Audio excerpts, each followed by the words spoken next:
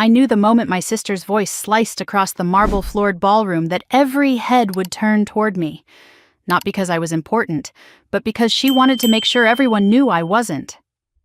"Excuse me, are you the help?" Sienna's tone was sugar dipped in venom, loud enough to echo off the chandeliers. "Staff should use the side entrance. You need to leave, immediately." For a second the room froze. The glittering crowd, the string quartet, the waiters holding silver trays mid-air. My parents stood 3 feet away, dressed like royalty in their tailored black tie outfits, and yet neither of them blinked, neither said a single word to stop her. My mother looked right through me as if I were a smudge on her evening. My father adjusted his cufflinks, pretending to study a display of champagne flutes. And the wife of the CEO hosting the gala let her gaze sweep over me. My plain black dress, my sensible heels, my pulled-back hair, as though I had tracked dirt in from the street. I stood very still, my fingers tightening around the clutch at my side, and for a moment I tasted metal, the familiar bitterness of being erased by the very people who claimed to be my family. But I didn't defend myself. I didn't explain. I didn't remind anyone who I truly was. I simply turned toward the terrace doors, my heart pounding with something that wasn't humiliation anymore. It was patience reaching its final limit. The night air was cooler than I expected when I stepped outside. The city skyline flickered below the terrace like a restless sea of lights, each window a private world where no one knew the Hayes family's dirty little habit, pretending I wasn't one of them whenever it suited their image. I breathed in slowly, letting the sting ebb just long enough for clarity to settle. I pulled my phone from my clutch, tapped open the encrypted portal only 3 people in the entire corporation knew existed, and saw the notification waiting for me. Luminex Systems, emergency board meeting confirmed. $2 billion on the line. A contract that would change the infrastructure of half the country. And a CEO who would have no idea that the founding partner, demanding his presence at 8 o'clock tomorrow morning, was the woman who had just been told to use the side entrance at his luxury gala. I slid the phone back into my clutch and walked inside again, but this time I didn't look toward my parents. I didn't look toward Sienna, still basking in the admiration of her designer-draped friends. I moved through the crowd like a shadow, the very thing they had trained me to be. A faint thread of conversation drifted toward me. Someone laughing about that poor girl who wandered in. Someone else guessing I was a temp who got confused. They had no idea the quiet woman slipping past them owned more than half of the company funding their precious event. Outside the hotel, I handed my valet ticket to a young attendant who treated me with more patience than my entire family had managed in 30 years. My modest sedan pulled forward, its headlights washing over the entrance where my parents stood greeting donors. I caught a glimpse of my mother's smile, the one she reserved for people she believed could elevate her status. Not once did she glance toward me. I slid behind the wheel, closed the door gently, and let the silence wrap around me like armor. The drive home cut through streets glistening with recent rain. Drops rolled down the windshield like beads of glass as I replayed the scene in my mind. Sienna's voice dripping with smug confidence, the CEO's wife laughing behind her hand, my parents pretending I didn't exist. Once upon a time, that would have hollowed me out. But tonight, something had shifted. The humiliation didn't burrow into me the way it used to. It didn't dim my sense of self. If anything, it sharpened my purpose. By the time I pulled into the underground garage beneath my building, the notification I'd been waiting for buzzed against my palm. CEO Rhodes has accepted your meeting request. Good. That meant tomorrow would be the beginning of the end. For him, for the executives who had grown complacent under his negligence, and for the version of myself my family still believed they controlled. I rode the elevator to my penthouse, a detail no one in my family knew, and one I intended to keep that way. The hallways were quiet, the air warm with the scent of cedar from the paneling I had chosen myself. Everything in that space came from my decisions, my labor, my vision. Not a single piece of it had come from family inheritance or parental generosity. I had learned long ago those were luxuries reserved for my sister. Inside, I kicked off my heels, poured myself a glass of water, and opened my laptop at the kitchen island. The documents for the $2 billion contract glowed on the screen. Pages and pages of technical architecture, compliance frameworks, predictive models. All mine. Every foundational layer of Luminex systems had come from long nights spent coding in a basement apartment while my parents funneled every spare dollar into Sienna's dance lessons, her wardrobe, her travel teams, her image. I looked at the city lights stretching to the horizon and let the truth I rarely said aloud fill my mind. If they had known what I was building, they would have tried to own it. If they had known what I was worth, they would have tried to diminish it. If they had known who I was becoming, they would have done everything in their power to make sure I never got here. My phone vibrated. A message from the family group chat lit the screen. Mom. Sienna looked stunning tonight. Everyone said she carried herself like a true haze. Dad. Morgan, we didn't see you. Did you leave early? I stared at the messages, the ones that told their own story. They noticed me only when I wasn't there. They asked questions only when they wanted to soothe their own image. I typed a reply but deleted it before it sent. There was no point explaining something they had no intention of understanding. Instead, I opened the secure channel once more and drafted the final agenda for the morning board meeting. Every executive, every division head, every board member, mandatory attendance, 8 a.m. sharp. I closed my laptop, feeling the weight in my chest loosen. For years, I had allowed my family's silence to shape the boundaries of my life, where I stood, how loudly I could speak, how much space I thought I deserved. But tonight, as rain whispered against the glass and the city drifted deeper into night, something inside me settled into place. They had mistaken my quiet for weakness. They had mistaken my patience for submission. And they had mistaken my absence for insignificance. Tomorrow morning, when I walked into that boardroom and took my seat at the head of the table, they would all learn what silence looks like when it finally stops apologizing. I turned off the lights and stood for a moment in the darkness, letting the hum of the city pulse against the windows. Then I whispered to the empty room, a promise, not a threat.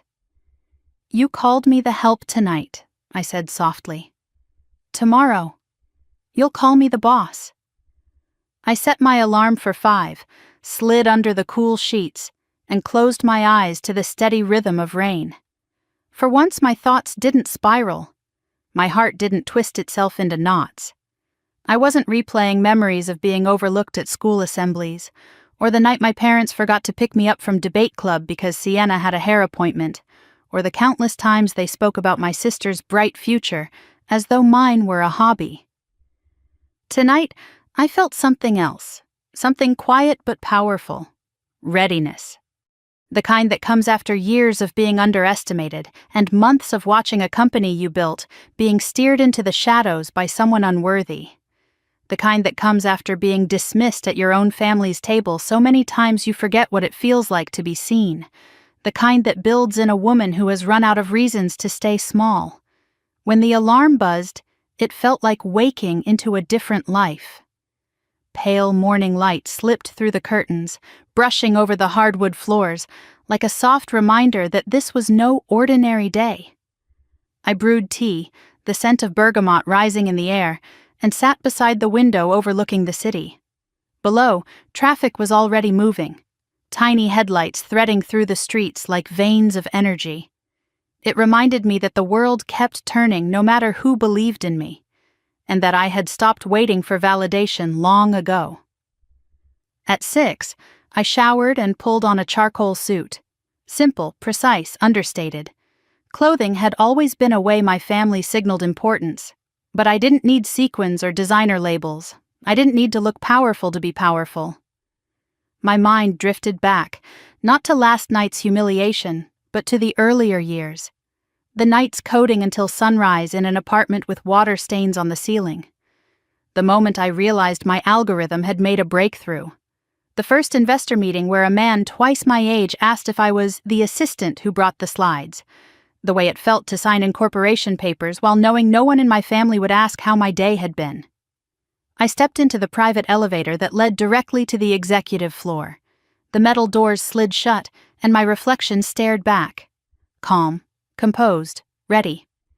There was something almost serene about knowing the pivot point of my life was minutes away. When the doors opened, the hallway was silent. The boardroom door stood at the end like a final threshold, the last barrier between who I had been and the woman I was choosing to be. The founding partner wants to discuss the $2 billion contract. I imagined Damon reading that line last night, imagining a figure older, male, wealthy from birth, someone molded by legacy. He would never suspect the woman he'd brushed past at the gala, the one who wore a simple black dress and didn't push back when humiliated. He would never imagine she was the architect of everything he stood on. I placed my hand on the boardroom door. Behind it waited executives who had overlooked me, a CEO who believed he owned the future, and a truth long overdue. And as I pushed the door open, a single thought moved through me like a steady flame. Let them underestimate me one last time. The sun was barely a smear of pale gold over the city when I stepped out of my building the next morning, my breath mixing with the cool air as I walked toward my car. I had slept less than 5 hours, but my mind felt sharper than it had in months. The humiliation from the gala still clung to me like the smell of expensive perfume that lingered too long, but something deeper, something steadier, had taken root underneath it. I wasn't going to run from last night. I was going to use it. As I drove through early morning traffic, streetlights blinking out one by one, I replayed the moment Sienna's voice rose above the string quartet, slicing into me in front of 200 guests. I could still hear the soft, embarrassed laughter of people assuming I was some underpaid staff member who had wandered into the wrong room. But what I felt now wasn't the familiar collapse of old wounds. It was clarity, cold and precise. My phone buzzed in the cup holder. I glanced down at the screen when I stopped at a red light. A message from Priya. You okay? Heard the gala was dramatic. I exhaled slowly. Priya always seemed to know when something was off, even before I told her. She had been there from the beginning, one of the few people who knew exactly what I had built, exactly what I was worth, and exactly why I kept it hidden. I typed back quickly, "Fine. Big day ahead." The light turned green, and I let the message sit, unsent. Priya would understand. She always had. Traffic thinned as I reached the freeway, the city unfolding in front of me like a map I had drawn myself. The skyline glittered with possibilities and threats in equal measure. Every building, every corporate tower, every glass facade reminded me of the years I had spent building a world in which I could finally disappear on my own terms. I had chosen silence because I wanted control. Not invisibility, control. I exited near the University District, the same streets I had walked a decade ago with a backpack full of textbooks and a laptop that overheated every 30 minutes. The coffee shop where I used to spend nights debugging code was still there, its faded sign buzzing faintly in the morning breeze. I found a parking spot a block away and stepped out, breathing in the faint scent of roasted beans and wet pavement. Inside, the shop looked almost unchanged. Same scratched wooden tables, same flickering Edison bulbs, same students slumped over keyboards nursing cheap Americanos. I ordered a plain black coffee and settled into a corner table with my laptop, letting the rush of nostalgia sharpen my focus. For a moment, I could almost see the younger version of myself sitting across from me. Dark circles under her eyes, hair in a messy knot, typing lines of code like they were battle hymns. She had believed, stubbornly and without evidence, that she could build something world-changing if she just kept pushing. She had believed she could do it alone. And she had been right. The narrative used to be simple. I wrote the algorithm. I built the architecture. I turned a basement project into the backbone of a company that would one day land a $2 billion government contract. But the truth was messier, heavier, more human than that. I remembered the night it started. Kyle had burst into our study room, eyes wide behind his glasses. "Morgan, I think your predictive model could actually work on a national scale," he said, breathless. I had blinked at him, half conscious from coding for 14 hours straight. "You're hallucinating." "No, really," he insisted. "If we refine the logic tree and optimize the data pipeline, we could build something revolutionary." He believed it more than I did. Priya did too. She sat down with her laptop and started sketching a prototype. The three of us worked until sunrise, fueled by caffeine, hope, and the reckless certainty that our lives were about to change. And they did, but not the way any of us expected. I sipped my coffee and opened the folder of archived files I rarely touched. Screenshots of our first prototypes, notes scribbled at 3 a.m, spreadsheets documenting the equity split. I stared at the line that had defined my life more than anything else. Ownership: Morgan Hayes, 54% Kyle Bennett, 23% Priya Shah, 23%. I remembered their insistence. "You wrote the base engine," Priya said. "This is yours." "No founder keeps majority," I protested. "It's not sustainable." Kyle shrugged. "You earned it." But earning came with a cost. It made me the target from day one. Target of investors who didn't like voting power in the hands of a woman. Target of senior researchers who assumed I was the intern. Target of the world that still believed women in tech were support roles. And it made me a target in my own family too, though they didn't know it yet. The first funding pitch was a disaster. A well-known investor leaned back in his chair, arms folded, studying me like I had grown an extra head.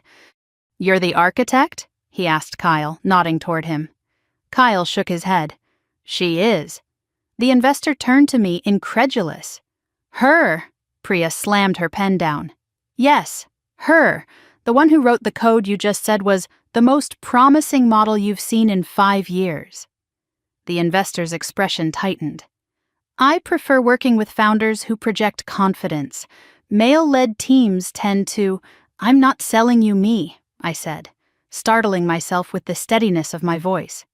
"I'm selling you a product you can't find anywhere else." We didn't get that investment, but I kept the majority anyway, and it became my shield. The coffee shop noise blended into the background as I continued reviewing old files. Legal contracts, non-disclosure agreements, the first Luminex Systems letterhead. I knew exactly why I had chosen to stay anonymous all these years. Because the moment people knew what I owned, they would try to take it, control it, twist it into something they could claim credit for. My father's voice drifted into my mind, one of his favorite lines from childhood dinners. "A family is only as strong as its head." He always said it while looking at Sienna, never at me.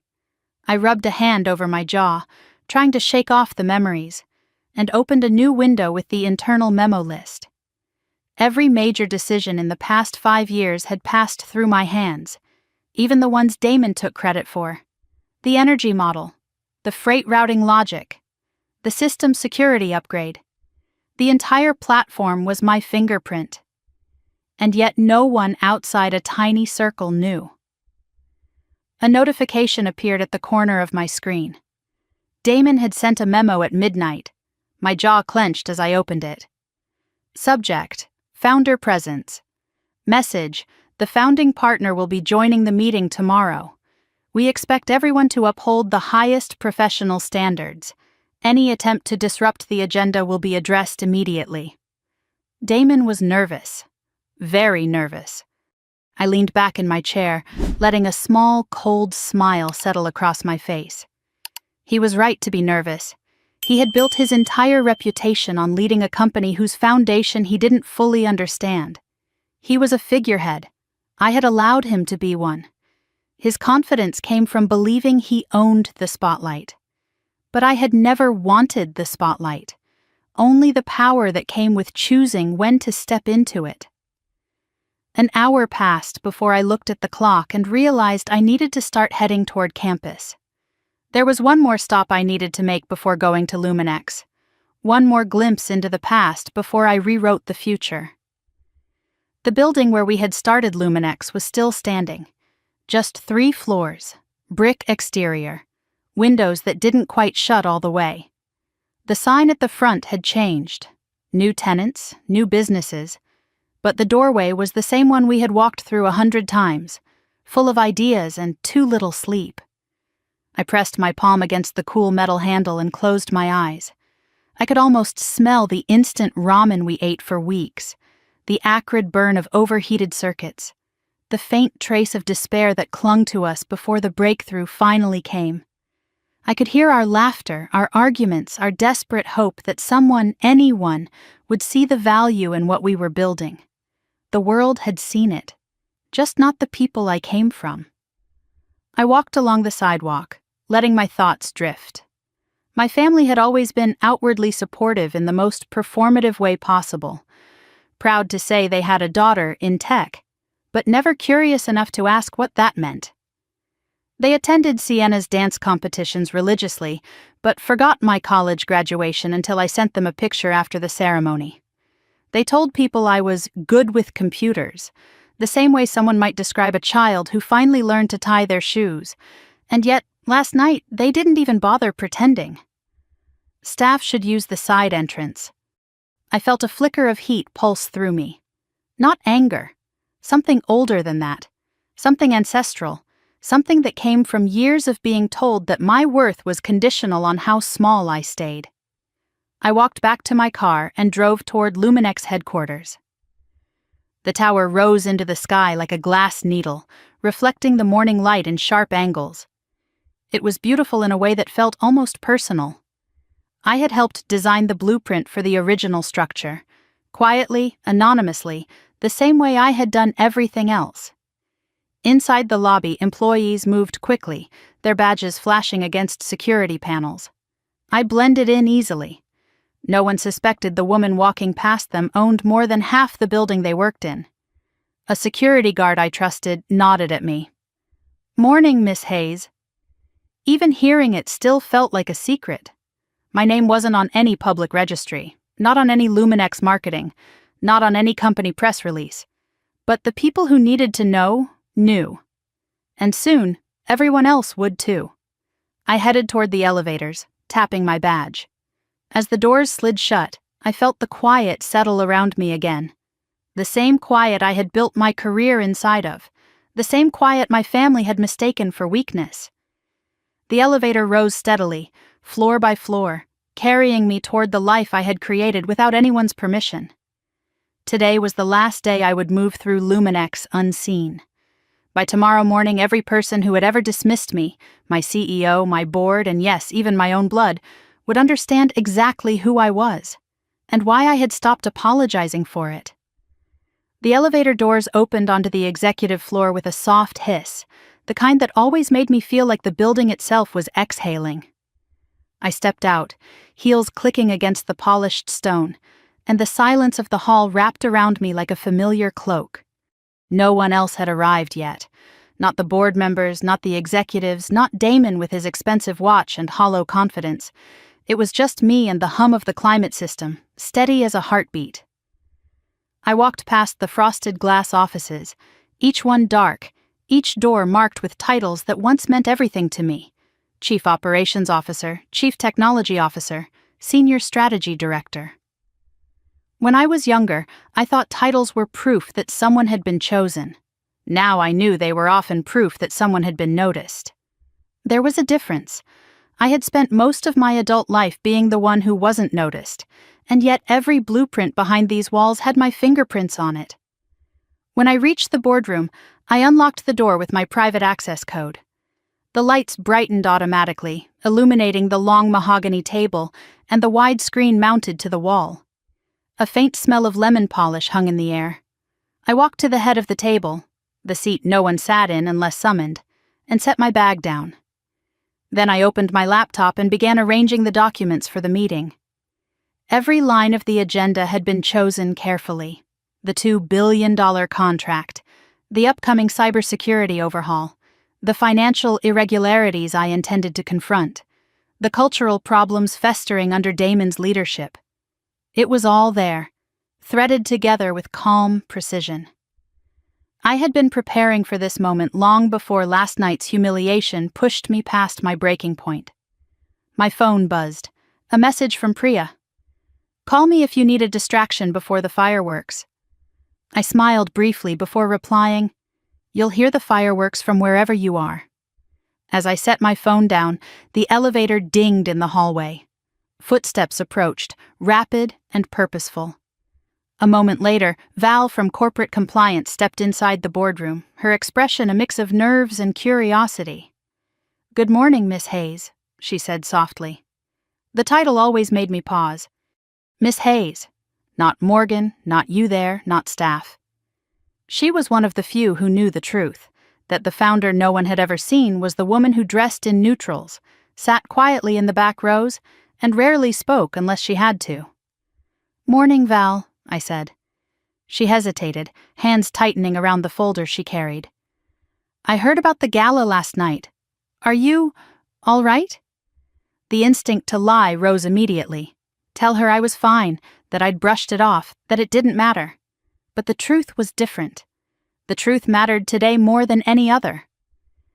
"Last night clarified a lot," I said. "That's all."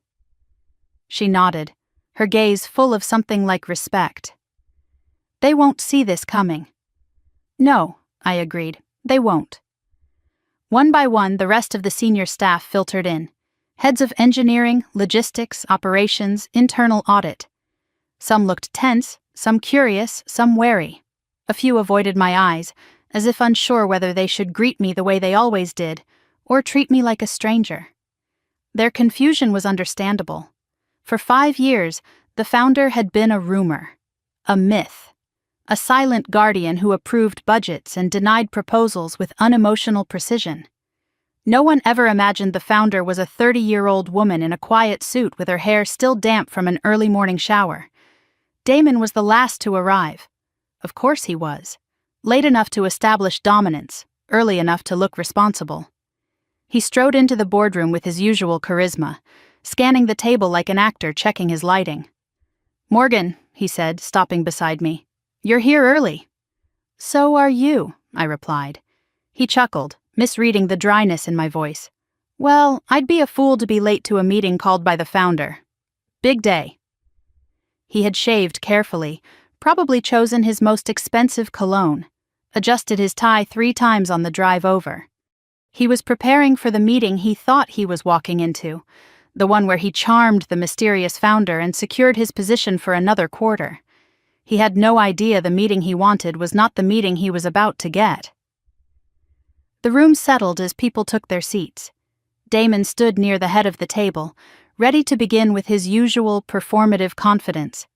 I could feel the anticipation, the energy tightening like a drawn bowstring. I closed my laptop.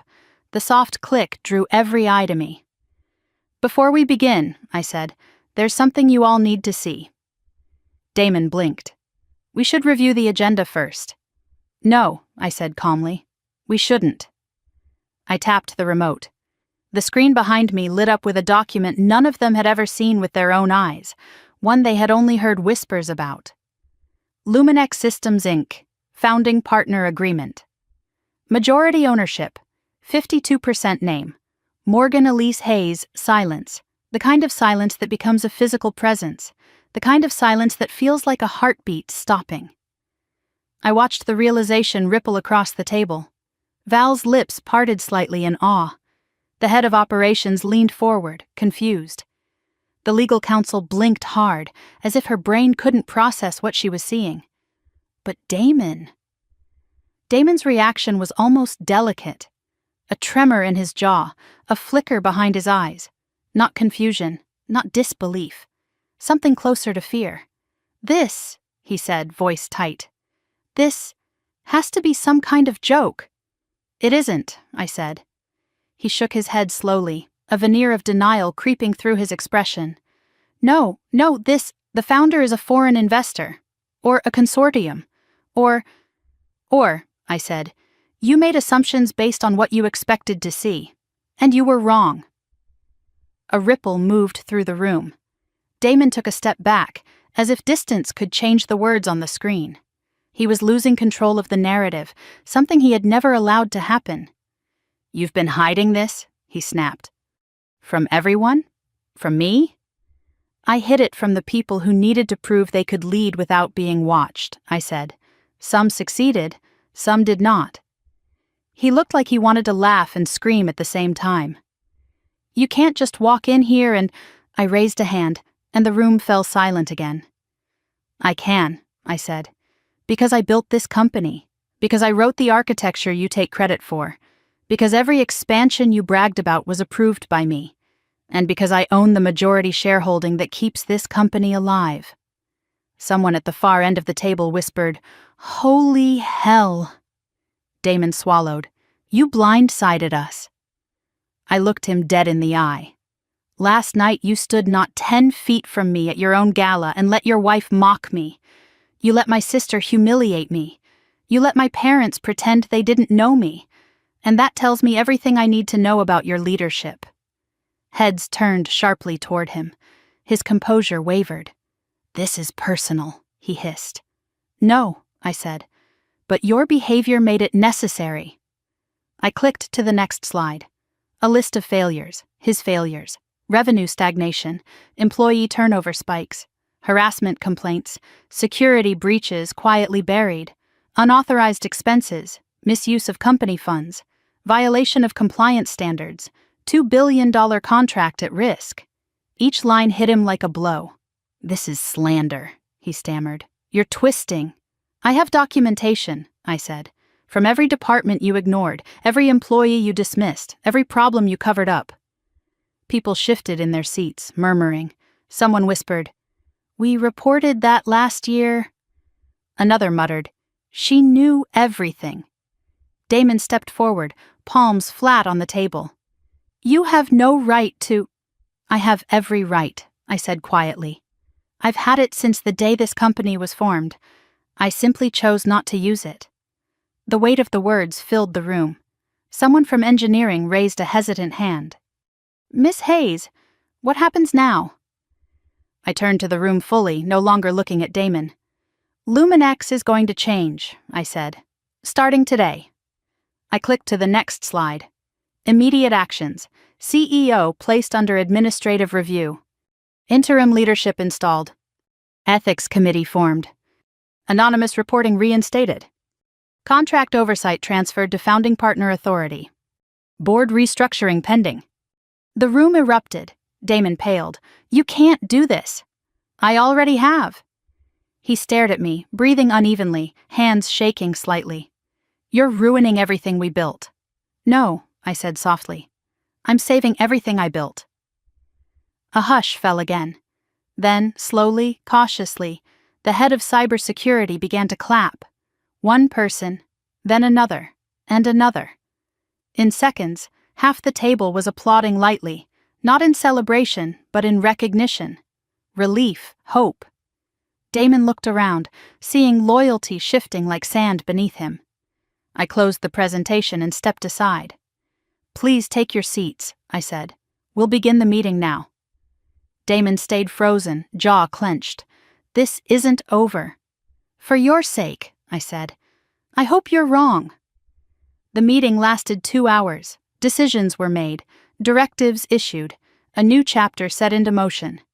When it ended, people lingered to shake my hand, thank me, offer cautious words of support. No one approached Damon. He slipped out quietly, shoulders tense, phone already in hand as he began damage control. When the room finally emptied, I stood alone at the head of the table. The sun had risen fully now, flooding the windows with light. For the first time in years, that light felt like it belonged to me. And the world I had built, quietly, carefully, invisibly, was no longer something I had to hide.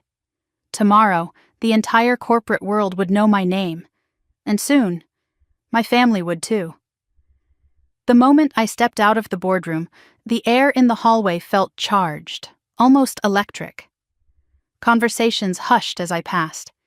People who normally brushed by me without a second glance were suddenly standing taller, adjusting their badges, offering cautious nods as though unsure how to greet the woman they had unknowingly worked under for years. I kept walking, steady and quiet, letting the shift settle around me like a second skin. In the elevator, alone again, the silence felt heavier than before, not oppressive, but anticipatory. Everything that happened in that boardroom was only the first step. The real battle, the one that had been simmering for decades, was waiting for me far beyond corporate walls. I drove home through a city that looked different now, as if every window, every street, every shadow knew a secret no one else had caught up to yet. By the time I reached my penthouse, my shoulders ached with the weight of everything I had held tight for so long, but my mind remained painfully alert. I had barely closed the front door when my phone buzzed relentlessly. Missed calls, texts, voice messages, all from my family. I didn't open any of them. Not yet. Instead, I tossed my keys onto the kitchen counter and walked toward the window, letting the fading sunlight pour across the floorboards. The quiet inside my apartment felt like a balm, the kind that reminded me why I'd built my life alone. Why I had kept everything I created far from people who would have tried to own it. My childhood had taught me that love in my family came with strings that could choke. I had spent years cutting each one carefully, silently. Today, I had severed the final thread. My phone buzzed again. This time, a message from my mother flashed on the screen. "Morgan, call us. This is urgent." I locked the screen and set the phone face down. Urgent, in her vocabulary, always meant one thing: control was slipping. I sat on the couch, sipping the last of a lukewarm glass of water, and for a moment the exhaustion crept in. The kind that doesn't come from lack of sleep, but from decades of being unseen. My mind drifted, unbidden, toward memories I rarely let surface. The years before Luminex. The years before I understood that invisibility was not my identity. It was a role they had assigned me. I saw myself at 10 years old standing backstage at one of Sienna's dance recitals. She was glowing in sequins, surrounded by other girls in identical costumes. My mother knelt at her feet adjusting the ribbons on her ballet shoes, while my father snapped pictures like paparazzi. I had stood there in my plain dress, holding the garment bag she'd tossed at me when she'd rushed off to warm-ups. "Can you just carry this?" she'd said, barely looking at me. My mother didn't ask about my day. My father didn't ask what I wanted. I was simply part of the scenery, there to be helpful, not to be seen. Later that evening, while celebrating Sienna's performance with dinner at her favorite restaurant, my father told her she was destined for greatness. My mother said she would change the world. I remembered raising my hand timidly. I got first place in the regional coding competition today. They had both blinked at me like I'd interrupted something important. "That's nice, sweetheart," my mother said, before turning back to Sienna. "So as I was saying, your pirouettes were just stunning." They didn't even ask what I'd built, didn't ask how hard I'd worked, didn't ask why I'd been quiet all evening. At the time, the hurt had felt sharp and personal. As an adult, I recognized it for what it was: conditioning. A lifetime of being told, through silence and selective affection, that I existed to fill in the background of someone else's story. The doorbell rang, jolting me from the memory. I froze. No one ever visited me without calling first. No one in my personal life except Priya or Kyle even knew my address. And my family certainly didn't know where I lived. At least, they weren't supposed to. The doorbell rang a second time. Longer, sharper. I set down my glass and walked to the door, keeping my steps soft, controlled. I peered through the peephole and felt my stomach harden. Sienna. Full makeup, perfect hair, designer coat. But her expression, the tightness around her eyes, the stiffness in her jaw, wasn't rehearsed. She looked furious. She also looked frightened. I unlocked the door but didn't open it wide. She pushed inside anyway. "Are you out of your mind?" she snapped, heels clicking angrily against the hardwood as she strode into my living room. "What did you do today? What were you thinking?" I shut the door slowly, giving myself a long moment before I turned to face her. "What I had to do," I said evenly. "You humiliated us." She spun around, eyes flashing. "Dad nearly fainted when he heard the news. Mom was sobbing. Damon looked like he'd been punched in the throat. And you just stood there acting like the Queen of New York." I blinked once, absorbing her theatrics silently. "Is that what bothers you?" I asked. That I stood there? What bothers me, she said, stepping closer, is that you made us look like idiots. You let people believe we didn't know our own family. You blindsided us. I didn't blindside anyone, I said quietly. You never bothered to look. She scoffed. Oh, here we go, the martyr speech. I inhaled slowly through my nose. Why are you here, Sienna? She hesitated for the first time, her bravado slipping. Because... She rubbed her arms, narrowing her eyes at me. Because people are asking questions. Dad's on the phone with the board. Mom is calling every person she knows. Everyone is trying to figure out how this happened. How what happened? How you became the founder of a multi-billion-dollar corporation. I didn't become it, I said calmly. I built it. She stared at me, her expression flickering with disbelief. No, she whispered, shaking her head. No, that's not possible. You were never like that. You weren't... A threat? I asked. A leader, she shot back. You didn't act like one. I felt something ancient and tired uncoil inside me. I didn't act the way you expected, I corrected. There's a difference. She swallowed hard, mascara-darkened lashes lowering for a moment. When she looked up again, there was something raw in her expression. Something I had rarely seen in her eyes. Fear. You made us look like fools, she repeated, but her voice lacked force now. You did that yourselves, I said. Silence stretched between us, a thick, heavy presence filling the room. She shifted her weight, folding her arms tightly around herself as though bracing against something she couldn't name. Mom wants you to call her, she said finally. Dad, too. They said you need to fix this. No, her brows lifted sharply. No, that's all you have to say? That's all. She stared at me, stunned. You can't just refuse. This is our family, our reputation. I cut her off. You mean your reputation, your spotlight, your comfort. You sound insane. No, I said softly. For the first time, I sound like someone who isn't afraid. She froze, and I saw it clearly then. Her shock wasn't just about the company or the power or the money. It was about the shift in me, the boundaries I had drawn without her permission, the confidence she didn't recognize because she had spent her entire life living above me, not beside me. She opened her mouth, then closed it again. Well, she said eventually, voice tight, you should know that the board is considering intervening. Damon is furious. They're talking about calling an emergency meeting. I know, I said. She blinked. You know? I do. I also know they can't override a majority shareholder. She stared at me as if she'd swallowed ice. This isn't over, she whispered. For your sake, I said quietly. I hope it is. She snatched her bag off the armchair and stormed toward the door, but just before she left, she turned back, eyes narrow with something that wasn't quite anger anymore. Mom thinks you did all this to punish us. I didn't, I said. I did it to protect what I built. And what about us? She demanded. I met her gaze steadily. You were never protecting me. She flinched. Actually flinched. Then the door slammed behind her. Silence flooded the apartment again, thick and strange. I leaned back against the wall, letting the tension drain from my shoulders. My hands were trembling slightly, not from fear but from release, the kind of trembling that comes after truth finally leaves your body.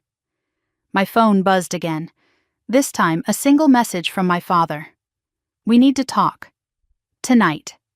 No excuses. I set the phone down without replying. Not tonight. Tonight I needed space from the world I had spent so long trying to escape from. I walked to the window, looking out over the city.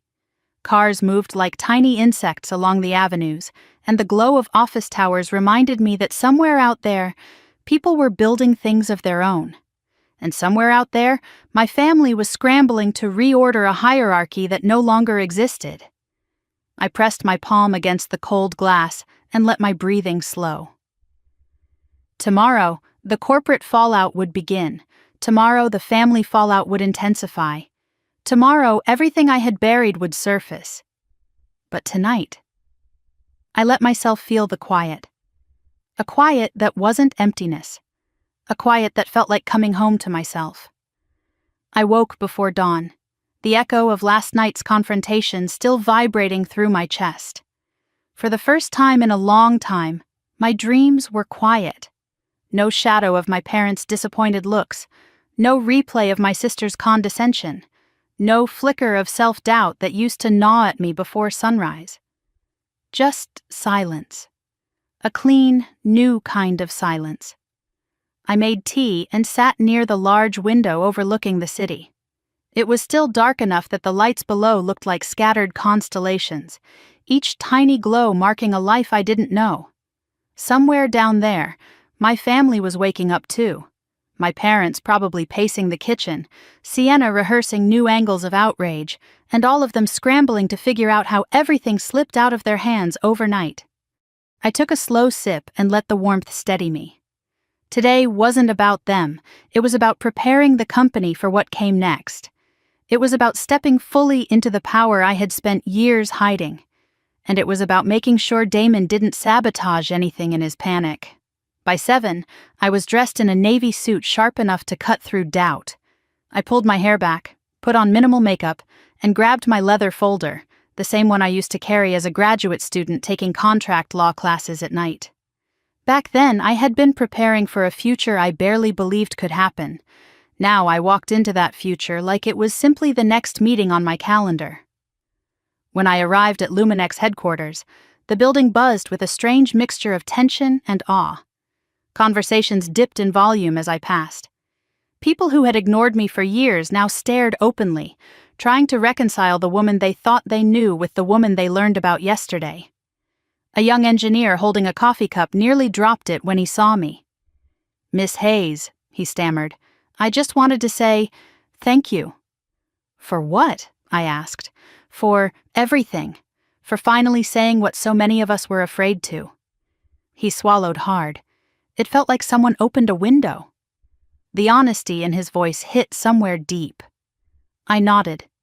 "Thank you for telling me." As I stepped into the elevator, I saw my reflection. Calm, composed, no trace of the girl who used to shrink under her family's absence. The doors closed, sealing me inside the quiet ascent to the executive floor. When they opened, my assistant, Leah, stood waiting with a tablet in her hands and a nervous sort of excitement in her eyes. "Good morning, Miss Hayes. I have the list of executives ready for one-on-one meetings. Everyone's confirmed attendance." "How many are nervous?" I asked. Her lips twitched. "Most of them." "Good," I said. "They should be." She hid a smile and walked with me toward my temporary office, where stacks of reports, financial audits, and employee statements were arranged neatly on my desk. I didn't sit right away. Instead, I stood at the window overlooking the city. The skyline was clearer now, full morning light making everything look sharper, more vivid. This was my world, my company, my decisions. And for the first time, no one else could take that from me. Leah cleared her throat. "Your 9 o'clock is here." "Send them in." The next hours unfolded with surgical precision. I spoke with department heads, listened to senior engineers, reviewed compliance reports. Some executives were supportive, some were cautious. A few tried to salvage alliances with Damon by pretending not to understand the gravity of his failures. But one meeting stopped me cold.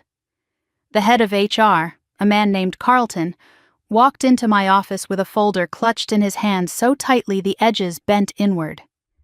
"Miss Hayes," he began, sitting stiffly, "I believe there is information you need to see." I gestured for him to continue. He opened the folder and slid a stack of complaints toward me. "These are the harassment reports," he said quietly. "The ones your predecessor discouraged us from escalating." I flipped through them slowly. Line after line of testimony from women and men who had spoken up and been silenced, their concerns minimized, their dignity disregarded. "How many did Damon suppress?" I asked. Carlton swallowed hard. "At least 17. My jaw tightened. 17 people had been ignored while Damon smoothed edges and polished his public image. 17 stories he had buried because they were inconvenient. I closed the folder with deliberate care. "Thank you," I said. "Effective immediately, the ethics committee will take over."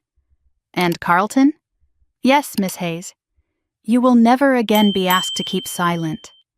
A tremor of relief crossed his face. "Thank you." After he left, I let myself breathe deeply, letting the weight of responsibility settle. I hadn't built Luminex to become another corporate machine that crushed the vulnerable. I had built it because I believed in something better. My 11 o'clock meeting arrived. Chloe, one of the software architects, walked in hesitantly. I remembered her well, sharp mind, meticulous work ethic, but always overlooked because she didn't make noise. She sat down, twisting her hands in her lap. "Miss Hayes, I wanted to tell you something." I leaned forward. "Go ahead." "When the founder," she corrected herself, "when you pushed the predictive routing upgrade last year, Damon told the team it was his idea." My lips tightened. I had suspected, but hearing it confirmed was still a visceral blow. "He dismissed the credit claims," she continued. "He sent out memos saying the leadership vision came from him, and when Priya tried to correct it, he told her it wasn't worth the conflict." Priya didn't tell me that part. She had probably been trying to protect me. "Thank you for telling me," I said softly. Chloe nodded, eyes shining. "It felt like someone finally saw us yesterday." When she left, I stood for a moment, letting the truth settle heavily in my chest. Damon hadn't just been incompetent, he had been rewriting history, piece by piece, erasing my contributions in the shadows to preserve his illusion of leadership. My phone buzzed, a message from an unknown number. "We need to talk. Tonight. This is not optional." "Dad," I turned the screen off. Not yet. By afternoon, the office buzzed with a different energy. Executives moved more alertly. Junior employees whispered to each other in the hallways, glancing around with hope instead of dread. Even the air felt lighter, as though the building had been waiting years for permission to breathe. At 3, Leah knocked gently on my door. "Miss Hayes, your 3:30 just arrived." I nodded. "Send him in." The door opened, and my breath caught, not with fear, not with surprise, but with something far more complex. Kyle stood there, the last person I expected to see. His hair was a little longer, his suit slightly rumpled, his eyes tired but focused. It had been years since we worked together daily, years since he'd handed over his portion of the company and chosen a quieter life. But seeing him brought back those early mornings in the basement, the nights debugging code until we couldn't see straight, the belief we had all shared, that what we were building could change the world. "Morgan," he said softly. "Kyle." He walked in slowly, closing the door behind him. For a moment, neither of us spoke. Then he exhaled deeply. "I heard about the boardroom." "News travels fast," I said. "Not fast enough." He smiled faintly. "You should have called me." "I've been busy." "I figured." His expression softened. "Congratulations, on all of it." I studied him. "You're not here just to congratulate me." "No," he admitted. "I came to say I'm proud of you." The words hit harder than I expected. My eyes stung unexpectedly, and I looked away. "You always were," I murmured. "And I always will be." He stepped forward. "But Morgan, what happens next? Are you ready for the fallout?" "I've been ready for years," I said. He studied me carefully, the way only someone who had seen me at my lowest could. "You don't owe them anything." "I know. But part of you still wants them to understand." I swallowed hard. "Yes." He nodded slowly. "Then talk to them when you're ready, not when they demand it." I exhaled. "Thank you." He walked toward the door, paused, and looked back. "And Morgan, don't forget who you were before all this." I tilted my head. Who was I? "A girl who believed she could build the impossible," he said. "And did." When he left, the silence in my office felt different. Not empty, but grounded. By the time I wrapped up meetings and prepared to leave, the sky outside had turned shades of orange and deep purple. The city glowed like a live wire. I gathered my things and walked slowly toward the elevator, letting the quiet of the evening settle over me. My phone buzzed again, my father calling. I let it ring, then ring again, then fall silent. Tomorrow maybe, I would answer. Tonight. I wanted stillness. I stepped into the elevator and exhaled slowly as the doors slid shut. This was only the beginning. I pulled into my parking garage just after 6, the soft hum of the engine fading while the weight of the day settled over me like dust. The sky outside had faded to a muted lavender, the kind of early evening glow that made the city look almost gentle. I grabbed my bag, locked the car, and walked toward the elevator, each step echoing louder than the last. I thought maybe I'd have an hour to breathe, to process everything that had happened at Luminex, to sit quietly with my own thoughts before diving into the next fire waiting to ignite. But the moment I stepped out of the elevator on my floor, I realized how naive that hope was. My door was ajar, not wide open, just a sliver of light escaping into the hallway, barely noticeable unless you knew exactly how the latch clicked shut. I stopped dead in my tracks. My pulse quickened, but my body stilled, instinct overriding exhaustion. I listened. Nothing. No footsteps, no voices, no movement, just my own sharp breathing and the faint hum of the building's ventilation system. I approached the door slowly, pushed it fully open with my fingertips, and stepped inside. My father was sitting on my couch.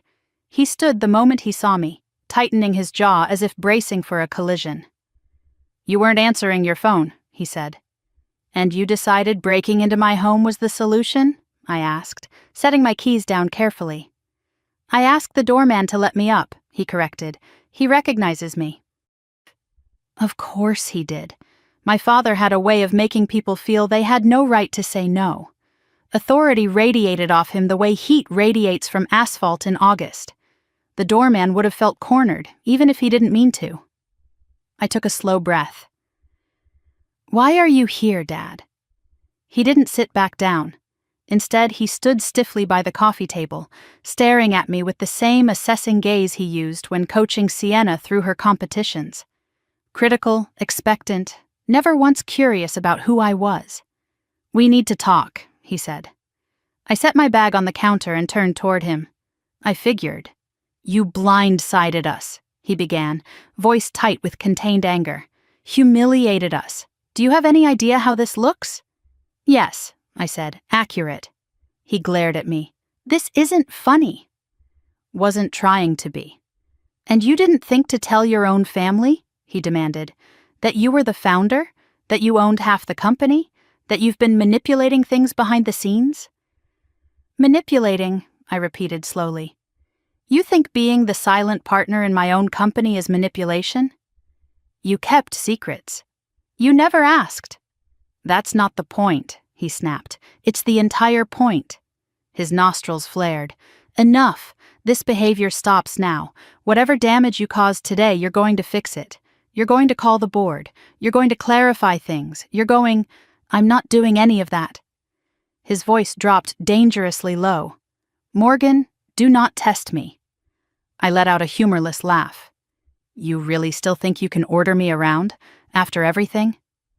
He didn't flinch. "I am your father.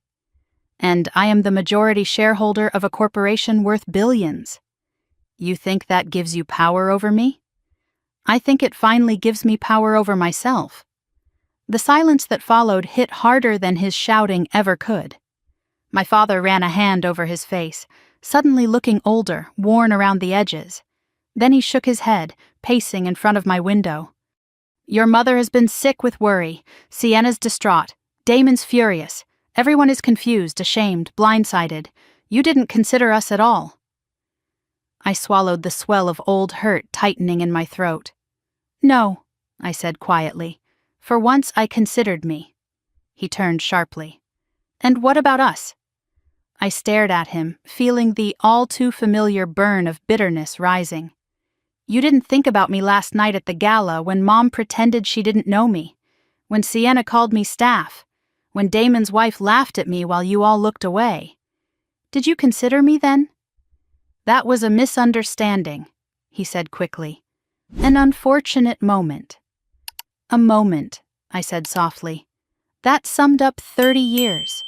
His jaw flexed. You're being dramatic. No, I said, just honest. His eyes narrowed. You think you're better than us now? I think, I said steadily, that I finally know I'm not less.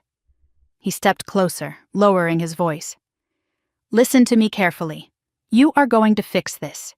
You do not destroy your family's reputation to prove a point. I didn't destroy anything, I said. You're just experiencing consequences for the first time. He stiffened. This isn't you. You're not this person. My throat tightened.